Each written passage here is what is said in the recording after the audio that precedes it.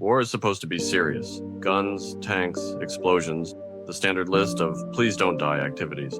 But somewhere in 1944, the US Army collectively decided, you know what, let's win this thing with art supplies, rubber, and a god-tier poker face. Enter the Ghost Army, the only unit in history that could invade Europe armed with a sketchbook, a trombone, and enough hot air to literally lift an army. These weren't hardened warriors or steel-nerved generals. They were painters, sound engineers, set designers, and radio operators who somehow convinced the US government to bankroll the world's most expensive practical joke. Imagine you're a German reconnaissance pilot flying over France. You look down and see hundreds of Sherman tanks perfectly lined up, ready for war. You radio in, "Commander, there's a full division down there." But there's just one tiny problem. It's fake. The tanks are made of rubber, inflatable. The kind of thing you'd expect at a kid's birthday party, not a battlefield.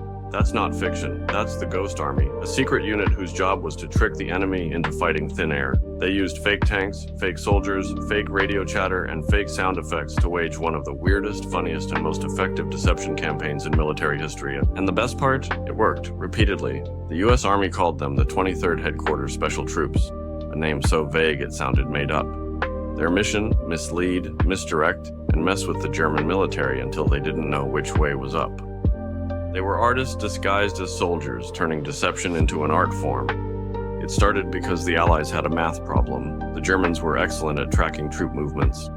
They could estimate division sizes based on radio activity, supply chains, and aerial reconnaissance.